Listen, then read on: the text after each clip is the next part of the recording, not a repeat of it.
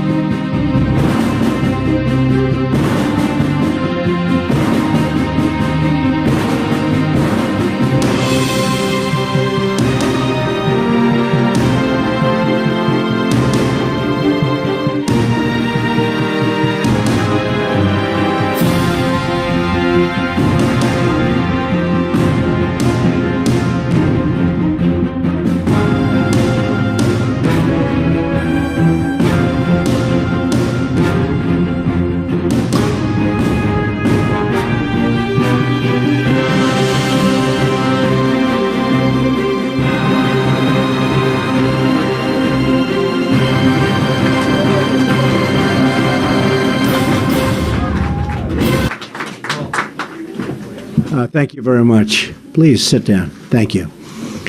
Great honor to be with you. Cleveland, terrific place. We've had a terrific relationship with Ohio and with Cleveland, so thank you all very much. School choice, we're going to be talking about it, and so important. Just met some of your students, and they are terrific. They have a great future. They'll be taking my job someday, and I'll be happy about it. In particular, though, I want to thank Mr. Ron Packard. Where is Ron? Is he here someplace? Yes, he is. Thank you, Ron. Fantastic job. And Ms. Deborah Mays, who has really done an incredible job. Deborah? Thank you. Thank you. What a great job. For hosting us at this beautiful school. Today we're going to discuss one of the most important issues in this campaign, school choice. But before we do, I want to briefly discuss new revelations about Hillary Clinton's very famous emails. According to the FBI report, the FBI did not find that hostile foreign actors, and think of this, it's so important, when they went around and were so vigilant, at least as far as this, but they found that hostile foreign actors gained access to the personal email accounts of individuals with whom Clinton was in regular contact, and in doing so, obtained emails sent to or received by Clinton on her personal account. And every time she talks about the subject, it's different. She's got to get her act together. Remember, Hillary Clinton was emailing about the drone program, among many other extremely sensitive matters. This is yet more evidence that Clinton is unfit to be your commander-in-chief. By the way, the whole country saw how unfit she was at the town hall last night, where she refused to take accountability for her failed policies in the Middle East that have produced millions of refugees, unleashed horror of radical Islamic terrorism all over, and made us less safe than ever before.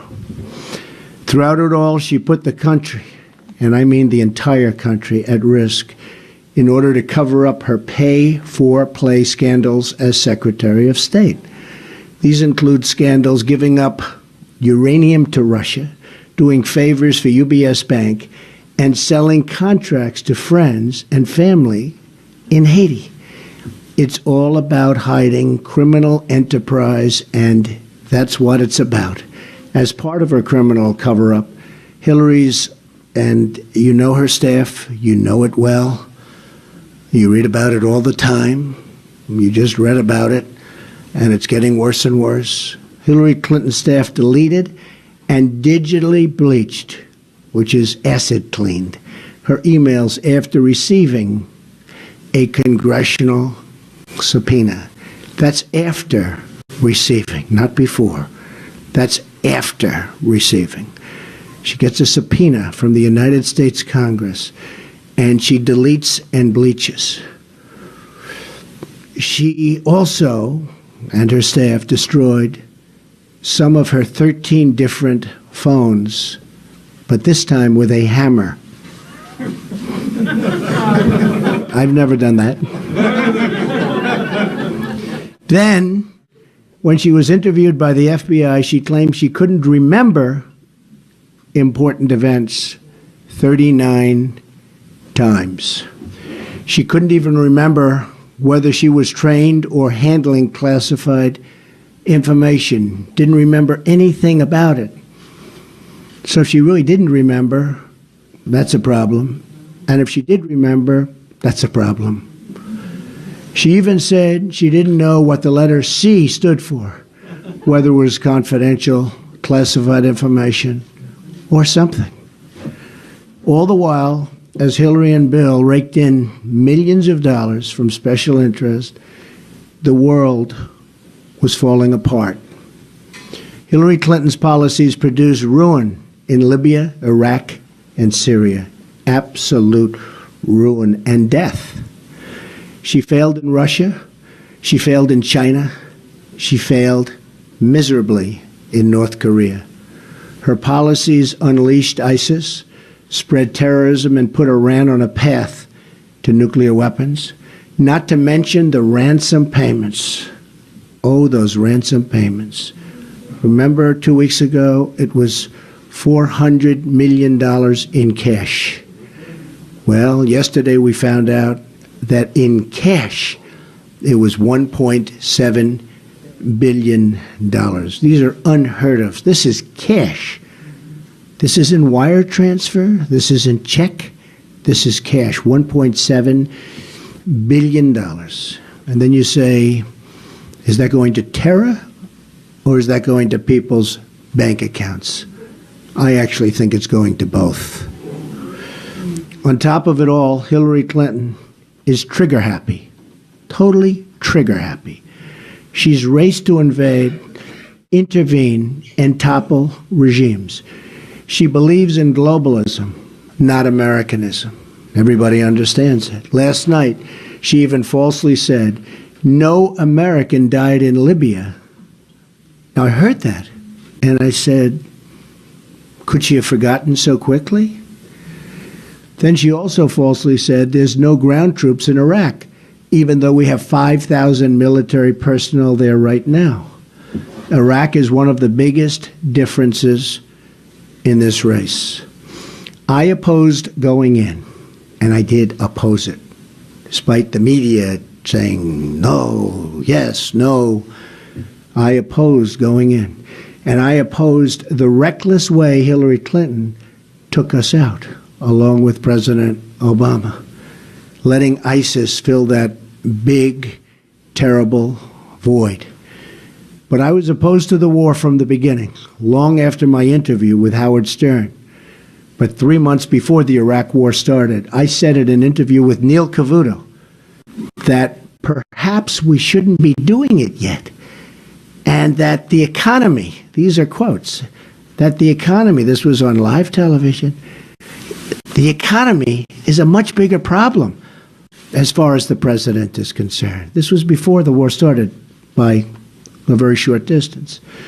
Then on March 25th of 2003, just after the war had started, just days after, just a little while after, I was quoted as saying, the war is a mess. And yet, more evidence that I had opposed the war from the start. I said, the war is a mess on television somewhere. In July of 2003, I said, I would love to see New York City and some of our cities and some of the states of our nation get some of the money that's going toward Iraq and other places. Because, you know, they really need it, and they need it badly.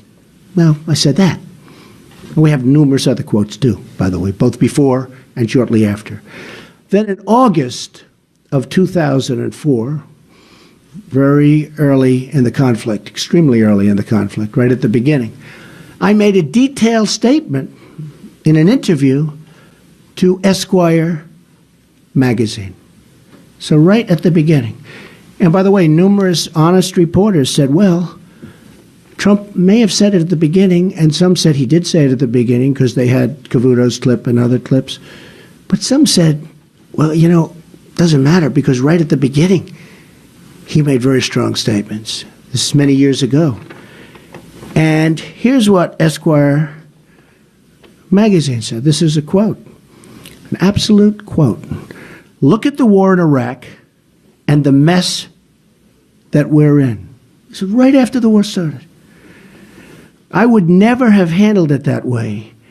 Does anybody really believe that Iraq is going to be a wonderful democracy where people are going to run down to the voting box and gently put in their vote, and the winner is happily going to step up and to lead the country? So innocently. I go, come on. 2 minutes after we leave, there's going to be a revolution. Pretty good. And the meanest, toughest, smartest, most vicious guy will take over.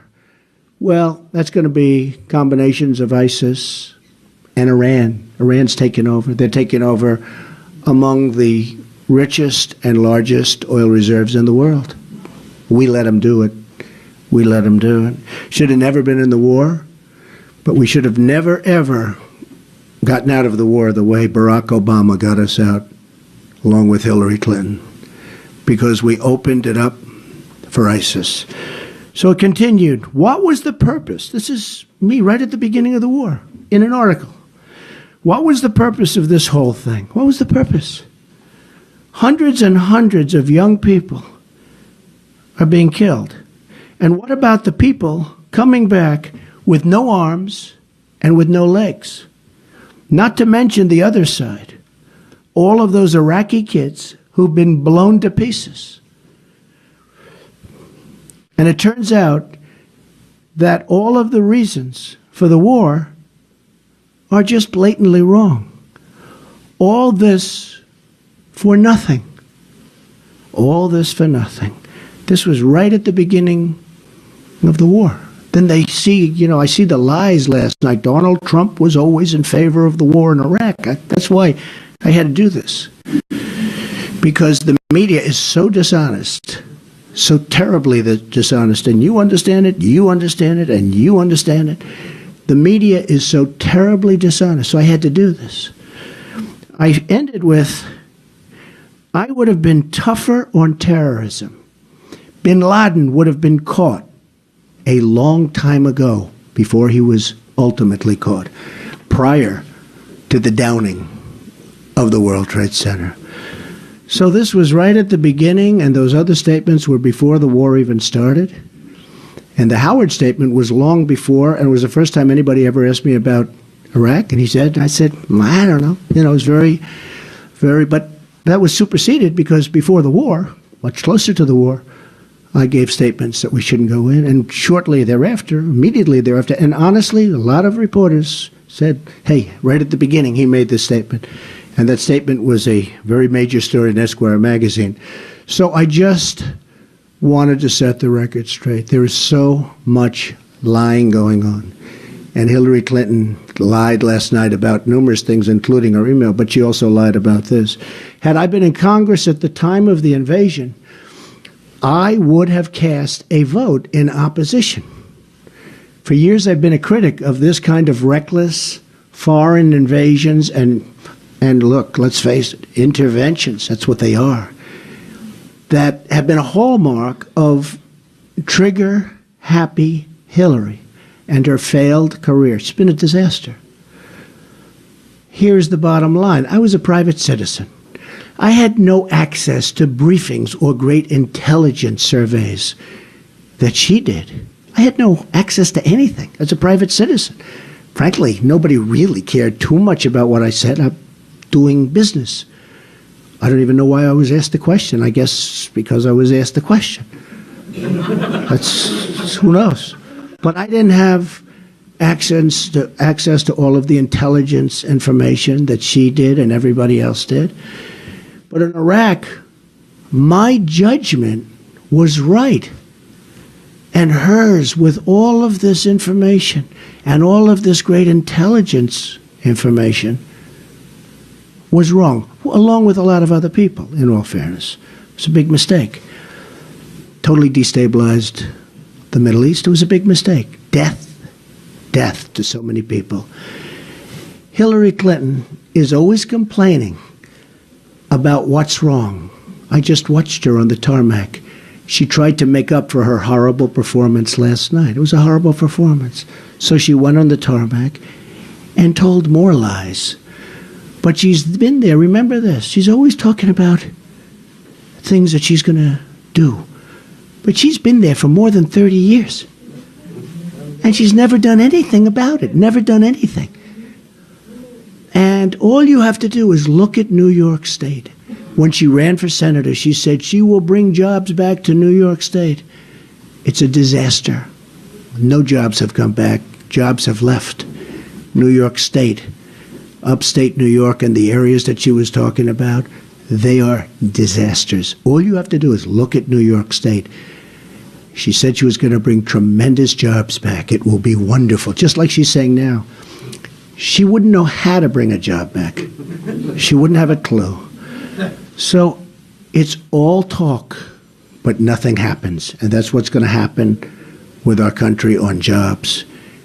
And nobody is going to bring jobs back like Donald Trump. I will be the greatest jobs-producing president that God ever created. And I say that with my pastors in the front row. With my pastors, believe me. So we're on track now to spend, listen to this, $6 trillion. $6 trillion. Could have rebuilt our country twice. All together on wars in Iraq and Afghanistan and the Middle East. Meanwhile, massive portions of our country are in a state of total disrepair. It's time to rebuild America. Yes.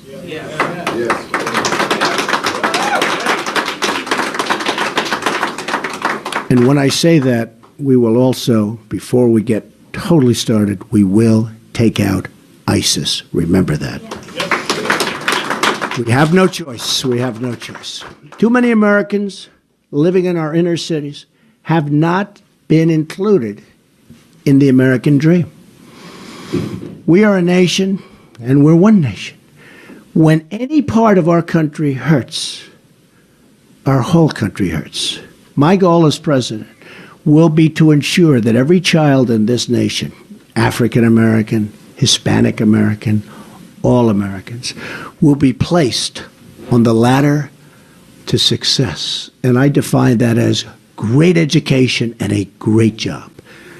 The ladder rests on a fundamental foundation. We need safety. There's such danger in our inner cities. There's such danger in our communities. In order to help our children succeed, our first duty is to ensure that every kid in America can grow up in a safe community. You read what's happening. You see what's happening. You can't have prosperity without security. This is the new civil rights agenda of our time. The right to a safe community, a quality education, and a wonderful job.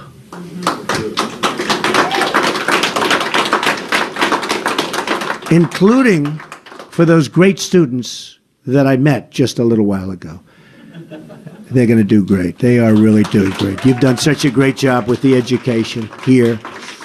Our campaign represents the long-awaited chance to break with the bitter failures of the past and to embrace a new and strong American future. There's no failed policy more in need of urgent change than our government-run education monopoly. And you know in the back, that's exactly what it is. They're protecting a lot of people that have a lot of really high-paying jobs, and they're not doing the jobs like Deborah, that I can tell you.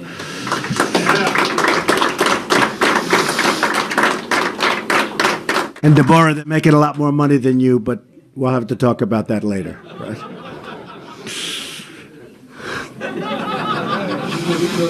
The Democratic Party has trapped millions of African American and Hispanic youth in failing government schools that deny them the opportunity to join the ladder of American success.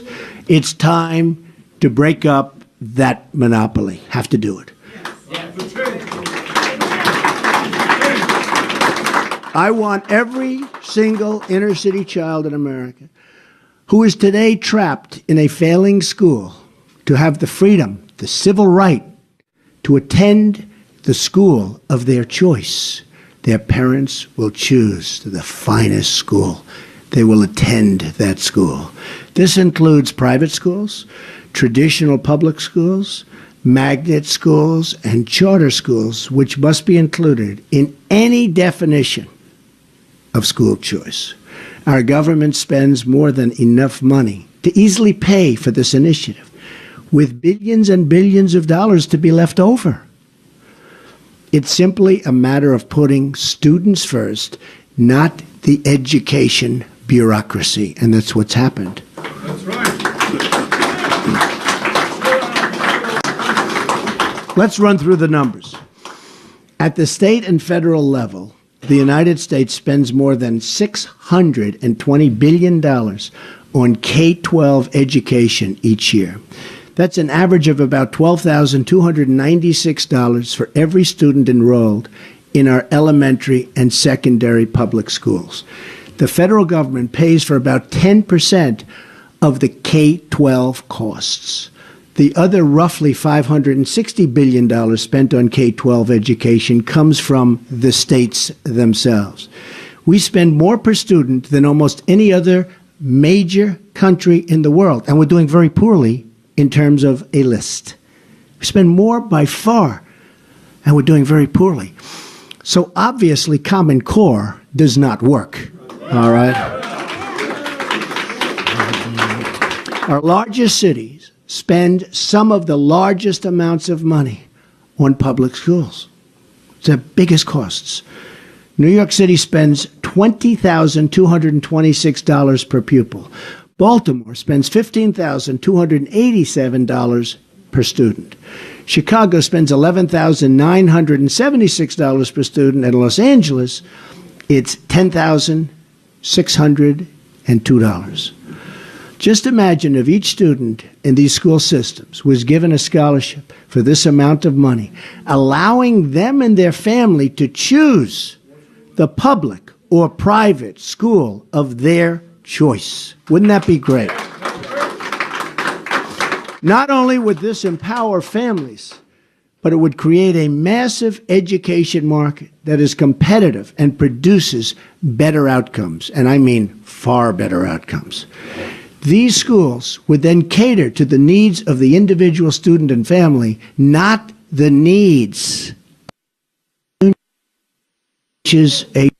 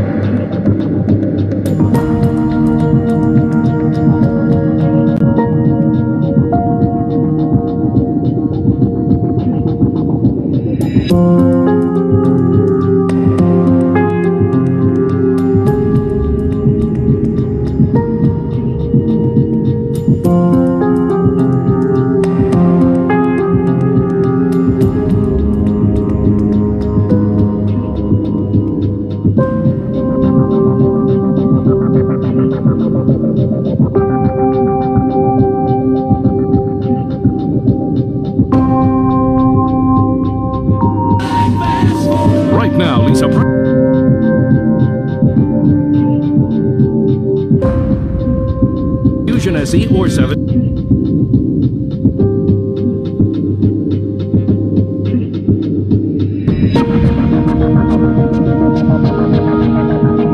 Children live in poverty, including 45% of children under the age of 6. Think of that, 45% of children, little children, living in poverty. Our public schools are failing to put young Americans on the path to the success that I've been talking about. Meanwhile, we've all seen the tragic rise in crime in these communities, which remains one of the greatest barriers to fostering opportunity and success for America's children. Violent crime rose more than 20% in Los Angeles in 2015. Homicides in Baltimore increased by 63%. 63%. There have been nearly 3,000 victims of shooting in Chicago so far this year. Government is failing our citizens at every level. We have inner cities that are more dangerous than places of war. You look at Afghanistan. You look at places that we read about every day and say, oh, isn't that Horrible what's happening. And we have some inner cities that are worse. They're more dangerous. That's why I'm proposing a plan to provide school choice to every disadvantaged student in America. That means parents will be able to send their kids to the desired public, private, or even religious school of their choice. Competition. Competition.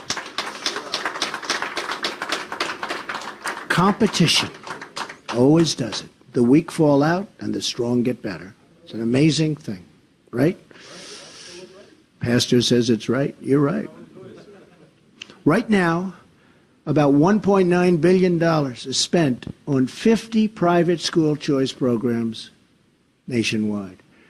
These are opportunity scholarships, tax credits, and education savings accounts. This covers about 400,000 students in our country, which is still a small number. Altogether, school choice is serving more than 3.4 million students nationwide. Getting there, charter schools in particular have demonstrated amazing gains in the results in providing education to disadvantaged children, and the success of these schools will be a top priority in a Trump administration. We have to fix education. We have to. Military, education, health care. But these things all go hand in hand. We have to fix them.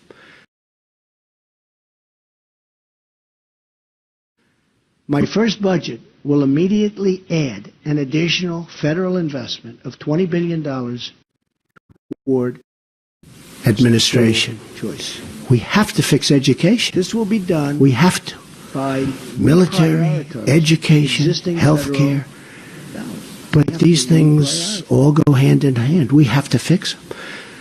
My first budget will immediately add an additional federal investment of $20 billion toward school choice. This will be done by reprioritizing existing federal dollars. We have to reprioritize. Specifically, my plan will use $20 billion of existing federal dollars to establish a block grant for the 11 million school-age kids living in absolute poverty. We will give states the option to allow these funds to follow the student to the public or private school they attend. The parents will be so happy. Number one, we'll have safe streets. And number two, they'll walk their child to a school that they want to be at. How about that? How is that? What a difference. What a difference. Compare that to today where people say, how do you do it? How do you do it? Distribution of this grant will favor states that have private school choice and charter laws, encouraging them to participate. They're going to be encouraged to participate. This $20 billion will instantly extend choice to millions and millions more students. A state like Ohio will benefit greatly from these new funds.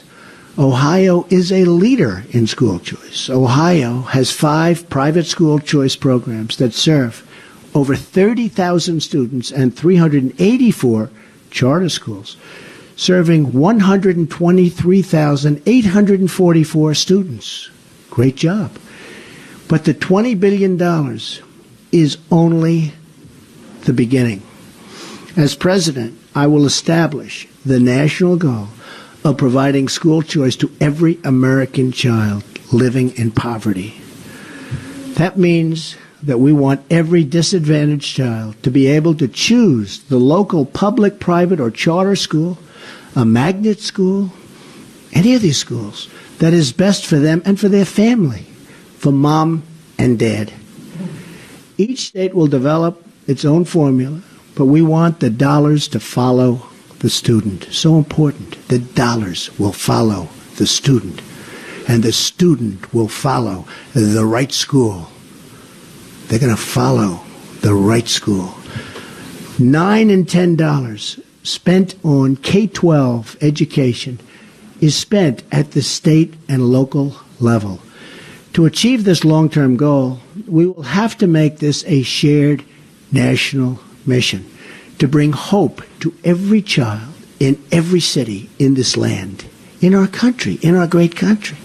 I will use the pulpit of the presidency to campaign for this in all 50 states, and I will call upon the American people to elect officials at the city, state, and federal level who support school choice. So important.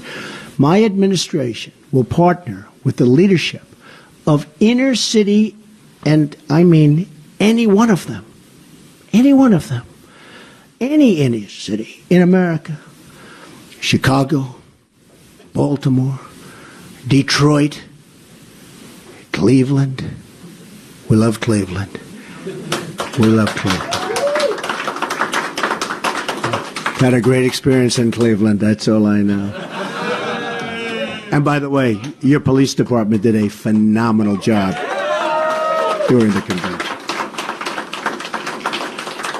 And that's any city that is willing to run a pilot program to provide school choice to every child in that community. In Baltimore, for instance, that would mean more than $15,000 in funds available per student. Can't beat that.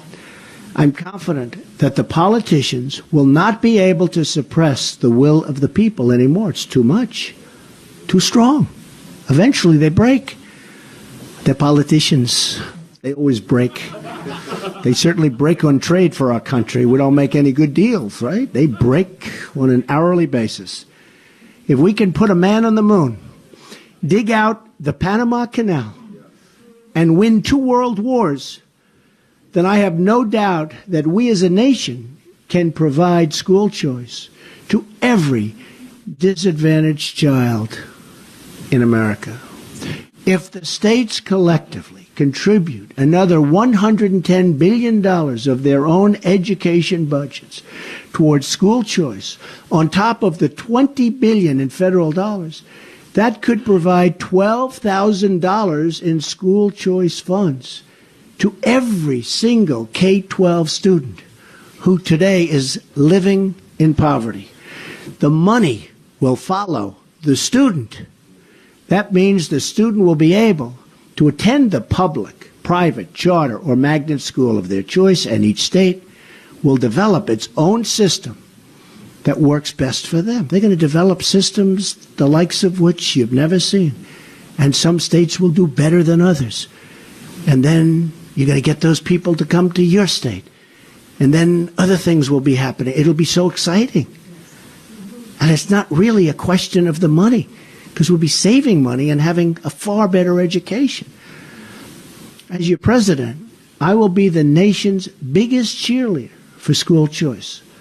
I understand many stale old politicians will resist. Got a lot of pressure. They've got a lot of pressure on them. But it's time for our country to start thinking big and correct once again. We spend too much time quibbling over the smallest words when we should spend our time dreaming about the great adventures that lie ahead. I will also support merit pay for teachers, the great teachers, so that we reward our best teachers instead of the failed tenure system that rewards bad teachers and punishes the good ones, and the bad ones are making the same money and sometimes more than the good ones. Can't have that. At the same time, we have to ensure that jobs are waiting for our young kids when they graduate high school and college. My policy will add millions of new jobs to our country, especially for African American and Hispanic communities. I'm going to do such a great job. My plan to lift restrictions on the production of American energy will not only make home energy bills a lot cheaper, your electric bills will be a lot less, but it will add an estimated 500,000 jobs per year. By reducing radical regulations and overtaxation, we're bringing your taxes way down, we can bring thousands of new companies into our poorest communities. Crucially, my trade reforms will create a manufacturing revival in America. As you know, all of your companies, Cleveland is a great example, But your companies are being ripped out of your community, and your people are being left jobless, and your government's being left with no taxes. We have a nearly $800 billion, think of that, $800 billion annual trade deficit with the world. We trade with the world. We have a trade deficit of $800 billion. Who's negotiating these deals? Who's doing it? Yeah, that's actually very good. Hillary Clinton is absolutely a good answer. Hillary Clinton and people like Hillary Clinton that haven't got a clue, and the clue they do have goes to their donors and the special interests, believe me. That's money coming straight out of the states like Ohio and Pennsylvania and Michigan and Maine and so many others. I've seen so many. It's so sad. When I campaigned during the primaries, I saw everything. And it was so sad to see communities that have just been left jobless, where the companies have moved to other countries, Mexico in particular, but other countries. By ending foreign currency manipulation, product dumping, and other predatory trading practices, we will be able to open thousands of new plants and factories across America. In driving over today, I passed so many places, factories. 20, 30 years ago, they were thriving. And they're just dead, worthless.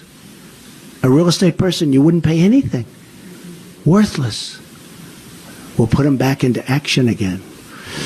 The future is filled with limitless possibilities for our nation and exciting opportunities for our wonderful children. We all have to do, and we just have to work. We all have to work. But we all have to cut our ties with the failed politics of the past. You have to cut your ties. Have to cut your ties. These are the people that put us in this situation.